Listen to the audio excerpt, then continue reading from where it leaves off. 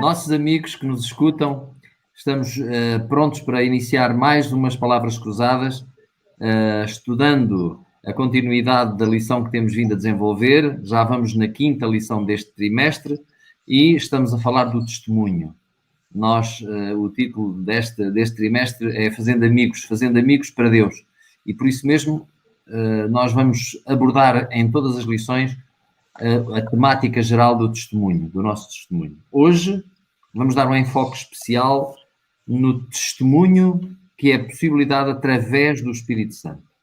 E vamos ter, digamos que, uma reflexão profunda sobre esta pessoa da Santíssima Trindade, que é a terceira pessoa, como nós entendemos, que é realmente o Espírito Santo. Okay. Como o nome indica, uma pessoa que tem um poder extraordinário e que é parte fulcral no testemunho e na capacidade que nos pode ser dada para nós testemunharmos como iremos desenvolver, não é, Zefrino? Amém, é isso mesmo.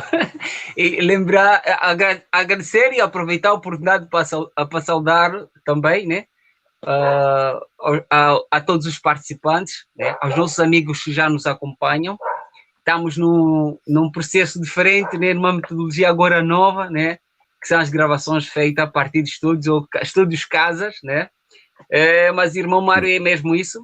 É um prazer, na verdade, poder falar sobre essa terceira pessoa, como mencionou muito bem. E fez bem ter mencionado que o Espírito Santo é uma pessoa, porque há quem o considera como sendo uma força ativa, portanto, um poder, mas sem personalidade.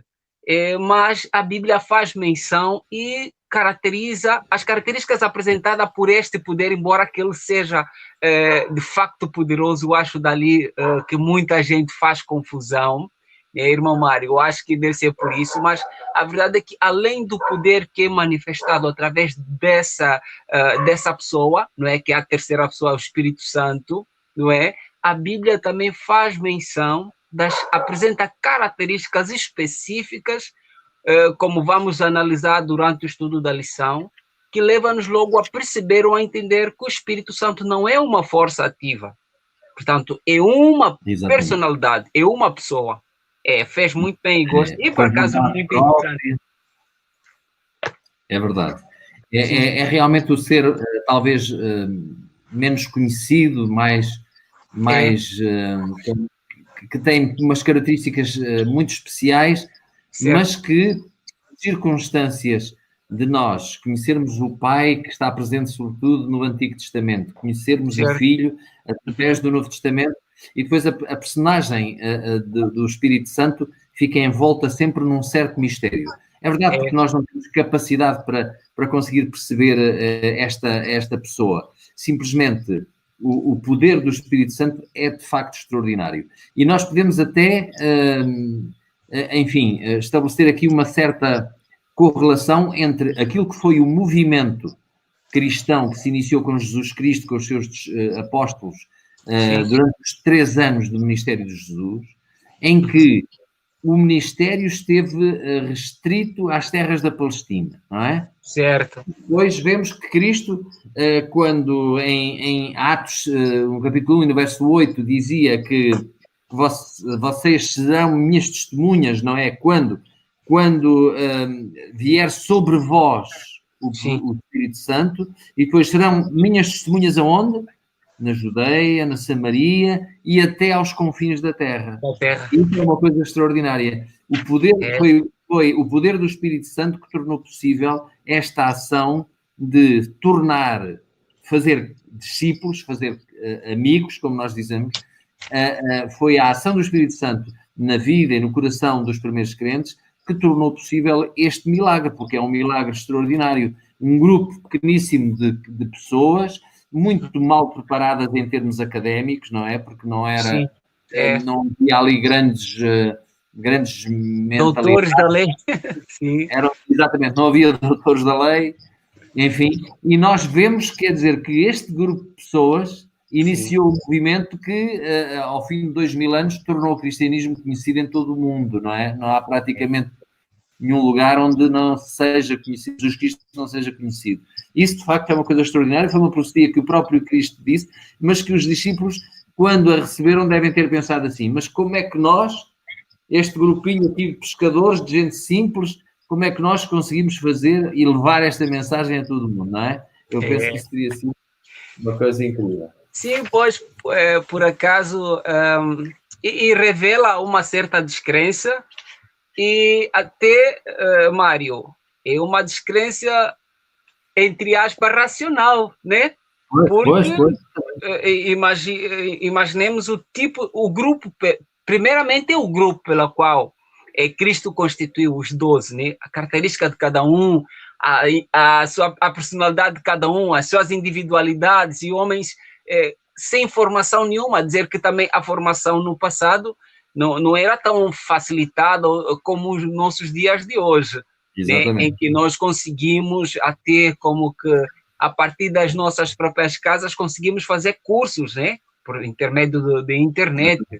Eu nesta fase falo por mim, né, que para tentar fazer o curso de guitarra, e por isso que eu estou com ele aqui, eu gosto, e temos essa oportunidade de fazer cursos à distância, não é? Pelo YouTube. Agora, não era o mesmo com os apóstolos. E, Mário, o facto de Cristo ter iniciado com esses homens iletrados, é para nós mais uma esperança e revela a magnitude, o poder desse ser que hoje estamos a estudar, que é o poder do Espírito Santo. Ou seja, Deus começa com nada, ou aqueles que não têm conhecimento, e é um ponto bem contrário, Mário, porque antes, né, da manifestação do Espírito Santo, a palavra de Deus já era revelada, os profetas já realizaram muitos milagres. Claro que é fácil, é muito fácil vermos até a própria personalidade de Cristo, é fácil vermos Cristo no Novo Testamento, mas se nós analisarmos no Antigo Testamento, nós já conseguimos ver o Cristo também. Assim como conseguimos ver o Cristo, também conseguimos perceber a presença do Espírito Santo, mesmo a partir do estudo do Antigo Testamento. Ou seja, só que vemos que antes dessa manifestação grandiosa do Espírito Santo, né, eu resisto que até traz o nosso versuário, né, no livro de Atos dos Apóstolos, o capítulo 4, verso 31, eu tomo a leitura, diz assim: e tendo orado, moveu-se o lugar em que estavam reunidos e todos foram cheios do Espírito Santo e anunciavam com ousadia a palavra de Deus. Vemos que aqui Deus começa de uma forma diferente, com aqueles que quase conhecimento nenhum ou conhecimento tinham, e antes os fariseus, os doutores da lei, aqueles todos, portanto, tinham tanto conhecimento, mas não tiveram o mesmo poder, a mesma ousadia com que os apóstolos anunciavam a palavra de Deus. Portanto, o Espírito Santo foi um poder determinante e um fator diferencial entre essas duas personalidades, digo, os doutores, né, e os homens iletrados, Mário. Já no Evangelho de João, quando Jesus fala de que ele no meio deles, vai abandoná-los, não é verdade? Jesus diz uma coisa interessantíssima. Ele diz: eu digo-vos a verdade que vos convém que eu vá. Certo. Porque se eu não for, o Consolador não virá. E nós percebemos isto, quer dizer, não, o Espírito Santo estaria sempre presente, até inclusivamente, quando os discípulos vão, mando de Jesus, pregar àquelas cidades, eles com certeza que teriam a ação e a ajuda do Espírito Santo. Sim. Mas não na medida em que ele foi derramado, como tu disseste há pouco. Então, vemos que era necessário que Cristo partisse, porque segundo o próprio Cristo, que se ele não for, o Consolador não virá a vós. Mas se eu for, se eu subir ao céu, vou enviar o Consolador. Vou enviar-vos o Consolador. Portanto, quer dizer que, de alguma maneira, o Consolador é o Espírito Santo. O Consolador foi o cimento que tornou possível essa grande argamassa em que se tornou a cristandade. O apóstolo Paulo em Colossenses vai dizer que todo o mundo foi atingido, todo o mundo conhecido da altura, não é? Foi atingido durante aquela geração, o que é uma coisa verdadeiramente impressionante. Nós hoje, se pensarmos nos meios que os apóstolos tinham, sem os meios de comunicação que hoje existem, sem os transportes, etc., nós ficamos, de facto, impressionados com esta capacidade em que o cristianismo tornou possível levar a todo o mundo a mensagem, não é? Isto foi possível pela ação do Espírito Santo, como Cristo tinha profetizado. E agora, e o interessante nisto, não é? É que Cristo promete Mário, é também de realçar a humildade de Cristo e a clareza com que ele aborda determinados assuntos. Quer dizer que quando nós estávamos com Cristo, Cristo revelou que nós tínhamos capacidade de aprender muitas coisas, mas mostrou que se o Espírito Santo não tiver presente, algumas verdades não nos seria possível conhecermos. Ou seja, ficamos limitados. Era por isso que Cristo disse, era importante que ele subisse ao céu, para que então, numa grande dimensão, em grande poder, a sua igreja poderia estar fortalecida ou capacitada para anunciar ou usar com todo o poder que não seria possível sem a presença dessa personalidade, que é o Espírito Santo. E é interessante, Mário, quando você retrata essa personalidade do Espírito Santo como um conselheiro. Como precisamos de um conselheiro? É verdade. E nós vemos, Mário, na lição logo de segunda-feira, já que o Espírito Santo é muito misterioso, não sei se não digo que... Mário, talvez é porque é fácil, como nós temos um pai, conseguimos melhor entender Deus, né? Chamá-lo como pai, conseguimos ter essa noção do que é um pai. E Cristo é retratado muitas das vezes na Bíblia como Filho de Deus, então parece que esse nome Filho não é esse atributo, é fácil perceber. Agora, essa terceira pessoa, o Espírito Santo, um conselheiro, faz um pouco de espécie na nossa cabeça, mas foi possível nós percebemos quem era o Espírito Santo, qual é a sua função, logo na transformação ou no poder que foi dado ou foi concedido para a igreja. Portanto, foi visível a transformação, uma transformação radical na própria igreja. Ali as pessoas começaram a perceber melhor qual era a ação e qual a importância do Espírito Santo na vida dos crentes ou na vida da igreja, de uma forma geral. Nesta parte da lição é muito interessante ver que Cristo diz que ele vai convencer ou ele alcançará o mundo do pecado, não é? E, portanto, é o sentimento de repulsa pelo pecado e o próprio arrependimento. Sem a ação do Espírito Santo na nossa vida, não há arrependimento. Isto é uma coisa extraordinária. Isto quer dizer que se o Espírito Santo não estiver connosco, se não tocar o nosso coração, nós, pela nossa natureza, estamos afastados de Deus.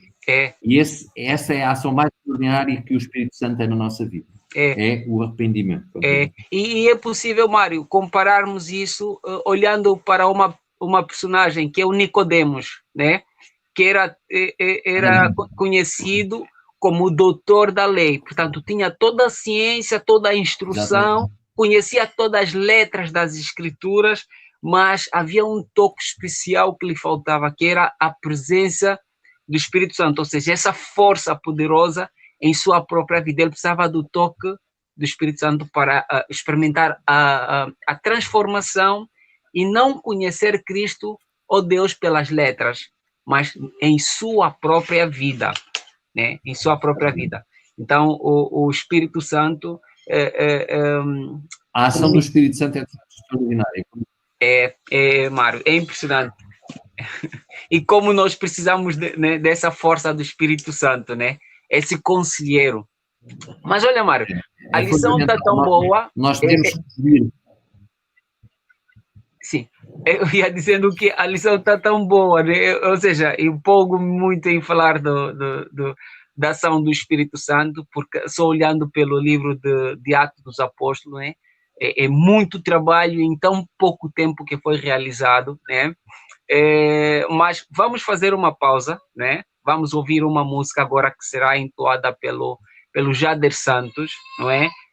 Tem como título Vem para Jesus. Portanto, vamos fazer uma pausazinha e depois vamos dar continuidade do nosso estudo, então.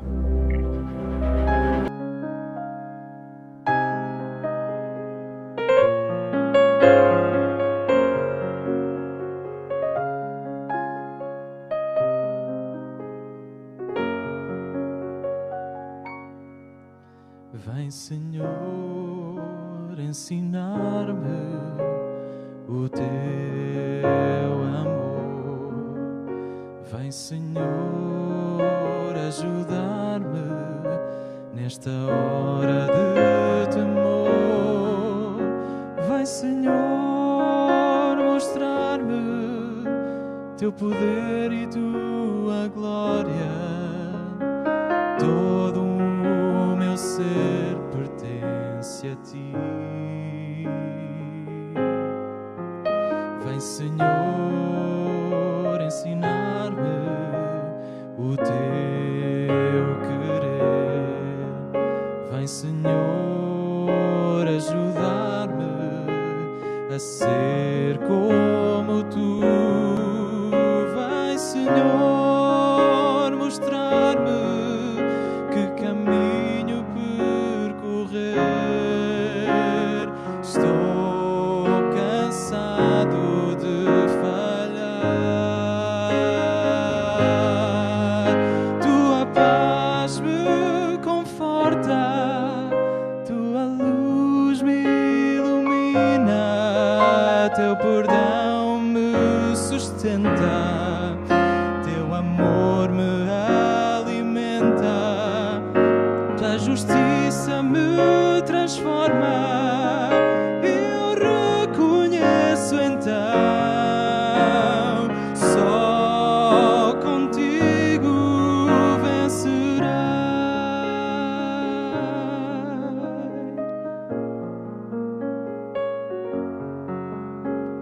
Só contigo eu vencerei.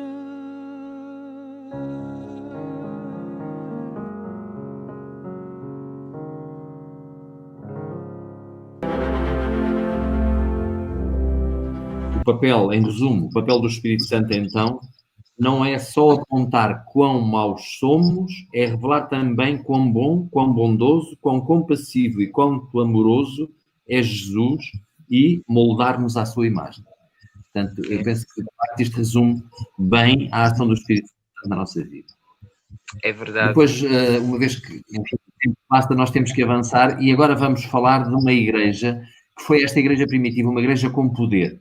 E de facto, o livro de Atos mostra-nos a igreja extraordinária dos primeiros apóstolos, não é? Esta igreja que cresceu e que rapidamente foi a todo o mundo conhecido naquela altura, não é? E depois vemos como é que o evangelista Lucas, ele descreve, portanto, com muita perícia, há muitos aspectos interessantes. Um deles é que ele não se importava de quantificar a quantidade de pessoas que eram tocadas pela pregação dos apóstolos, não é verdade? Sim. E logo em Atos 2:4 ele fala que 3.000 pessoas foram batizadas após o discurso de Pedro, não é? Fala Depois, sim, dos 5.000 homens. 4 fala que 5.000 homens também foram batizados a partir do testemunho de Pedro e de João. Depois, mais à frente, multiplicavam-se o número daqueles que obedeciam à fé, não é verdade? Portanto, ele tem a preocupação... É a multidão, exatamente. Ora bem, portanto, ele falava das multidões que vêm ao Senhor e que são batizadas. Então, isto mostra-nos a preocupação que Lucas tinha em mostrar esse gigantesco crescimento da igreja. E, ao mesmo tempo, também falar das experiências individuais, não é verdade?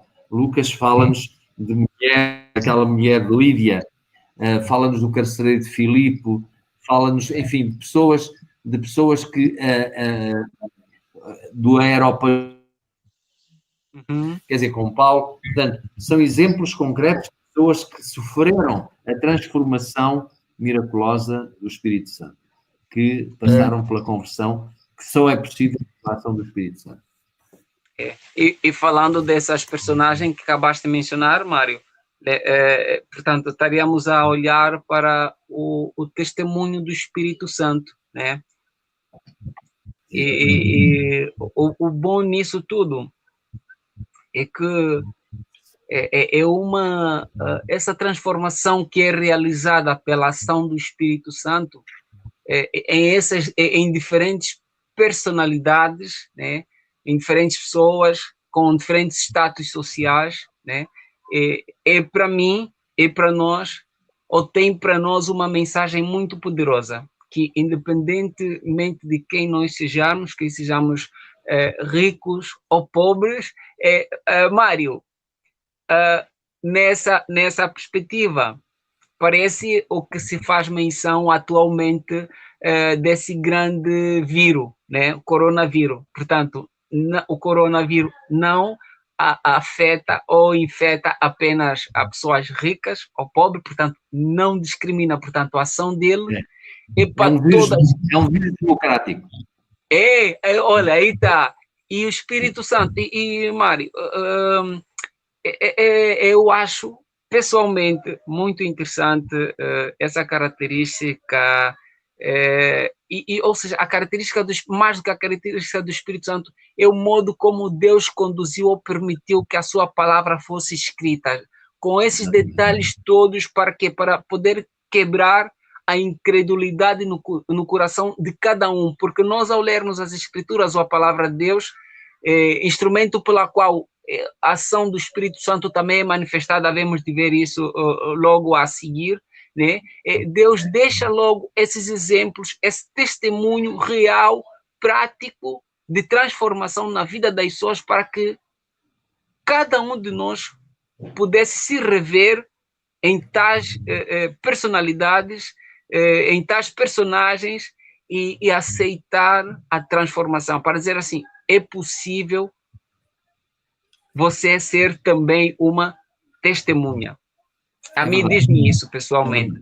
Nós depois temos os exemplos concretos das diversas ações pessoais dos discípulos para iniciarem. Nós temos, por exemplo, a história muito conhecida e muito bonita de Filipe, que foi interpelado pelo Espírito, que lhe disse diretamente, não é? Olha, aproxima-te, não é? Aproxima-te do carro onde estava o eunuco que estudava as Escrituras. É interessante. Sim. É que o Espírito Santo tem esta capacidade de trabalhar simultaneamente, não só no coração daquele que é o disseminador da palavra, como daquele que vai receber a influência dele, não é? E, portanto, neste caso, ele preparou o eunuco através do interesse e do estudo do Antigo Testamento, da palavra que ele estava a ler, o livro de Isaías, não é verdade? E depois vai preparar Filipe, vai preparar Filipe para que possa dar aquele estudo bíblico tão profundo, não é? Que levou ao fim daquele tempo, pouco de certeza, à conversão imediata e ao batismo, não é? Do eunuco. Isto é realmente uma coisa extraordinária. Este é um exemplo. O exemplo que Lucas também, lá está, ele falava das multidões, mas também se importava com as pessoas. A multidão não é um número apenas, não. Importa a pessoa em si. E isto é uma coisa muito interessante. Depois temos outros exemplos, a experiência de Pedro, lá em Jope, quando ele teve a visão do lençol, que foi o Espírito Santo que trabalhou com Pedro para ele perceber, para ele perder aquela herança cultural que ele tinha, de que os judeus eram um povo que não se podia aproximar dos outros, porque não podia tocar nos gentios, para não ficar imundo, etc, etc. Portanto, e foi trabalhar com ele, para depois trabalhar também com o Cornélio, enfim, para que dessa maneira houvesse, digamos, uma conformidade de ações para que os resultados fossem realmente extraordinários. Não é? Por acaso, sim. É interessante. E Deus sabe. E é possível, né? Ver o interesse da Trindade, ação, né? Dessa Trindade trabalhando em diferentes momentos, em diferentes personalidades, e deixando-nos sempre um testemunho, um legado, uma esperança acima de tudo. E para nós hoje, né, ela dá-nos a esperança e recorda-nos que podemos até ter conhecimento das letras, podemos ter conhecimento das escrituras, a semelhança dos doutores da lei, não é? Mário, lembras que eles tinham todo o conhecimento, mas quando Cristo veio, quais foram os que se aperceberam da chegada do Messias? Foram exatamente os que tinham conhecido. É verdade.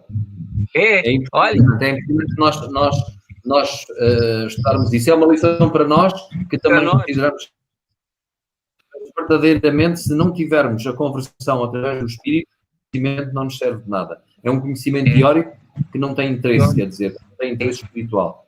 Portanto, esse é o nosso problema. É conhecimento oco, vazio, sem efeito nenhum, como a figueira que Cristo viu, não é? Que à distância era possível ver os frutos nela, não é? Porque ela estava toda verdejante, não é? Mas quando Cristo chegou lá, não havia fruto nenhum para o sustento dos homens. E diz que ela secou pela palavra de Cristo. Portanto, o Espírito Santo nos foi dado também como uma prova material para que a incredulidade em nossos corações fosse quebrada, não é? E de modo para que, ao sermos julgados, estaremos preparados, ou seja, para que não vamos amanhã ou depois dizer que nós não sabíamos, não. Deus tem um prazer na nossa salvação. Ele trabalha, como disseste, Mário, mais do que com as multidões, ele trata individualmente com cada pessoa.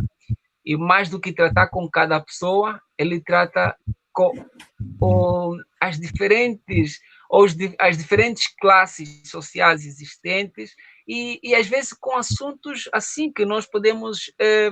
olha, com o eunuco que fizeste menção, ele estava como se a fazer uma simples leitura, mas tinha interesse em seu coração e acabou nesse seu interesse, não é? Porque há muita gente que às vezes, eu vejo, às vezes vou para o supermercado, vejo muita gente na área dos livros, na livraria, né? Está aí muitos livros à venda e a Bíblia também muita gente está ali. E a quem olha por ela, uma pesquisa, deixa-me ver o que está escrito, não, deixa-me ler um bocadinho, mas foi mesmo nessa ação investigativa do eunuco que o Espírito Santo trabalhou em seu coração e foi possível ele experimentar a conversão. Portanto, quanto a nós... Outra experiência que me ocorre ainda do trabalho do Espírito Santo é a experiência de Deus, que é uma experiência que a nós nos causa quase um choque tremendo, um homem consagrado a Deus, não é? E que tem uma morte tremenda, uma morte de martírio, não é? E que foi o Espírito Santo que lhe deu aquela coragem, aquela capacidade de enfrentar a morte como quase de uma forma, digamos, simples e como se não fosse com ele. Foi só. É verdade, com ousadia, exatamente.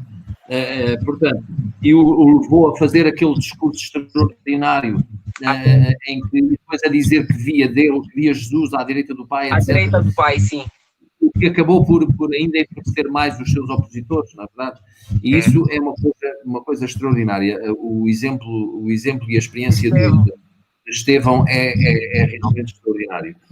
Só de imaginar que foi preciso, talvez, que Estevão, o sacrifício e o martírio de Estevão acontecesse para que o apóstolo Paulo também depois fosse tocado, não é verdade? E mais tarde viesse ele próprio a cair em si, a perceber quão errado ele estava, não é verdade? Também aí o Espírito Santo atuou desta forma. E Mário, a morte do Estevão foi também, não só dele, dentre muitos, porque depois os apóstolos todos, não foram passando sim. Cada um em situações de martírios em que o próprio Cristo foi o primeiro mártir, né? Nós vamos encontrar até mais tarde o apóstolo João, né? Que foi para ser martirizado, lançado num caldeirão de azeite fervente, mas a ação do Espírito Santo diz que eu ainda precisava de anunciar mais algumas coisas, interrompeu a sua morte de uma forma poderosa e milagrosa. Agora, sobre Estevão, Mário, falaste muito bem que...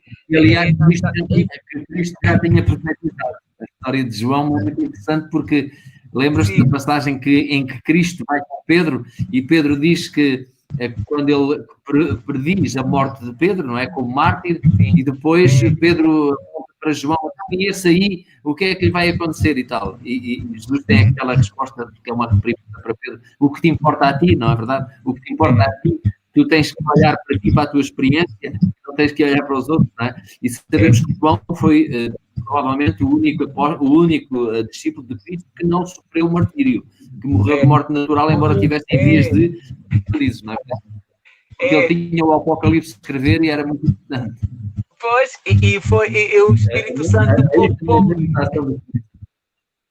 Santo poupou-lhe, mas e de qualquer forma podemos, entre aspas, dizer que ele ainda assim não deixou de ser um mártir, né? Porque ele já foi lançado, ele não rejeitou ser martirizado. Exatamente. Ele assumiu categoricamente como todos os discípulos. Agora, só que o fim dele é que foi bem diferente.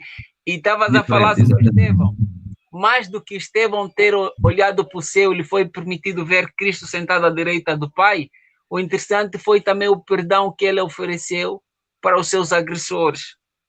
Não é? Porque Deus, ele pede perdão, ele diz, Pai, perdoa-lhes, não se imputes por esse pecado.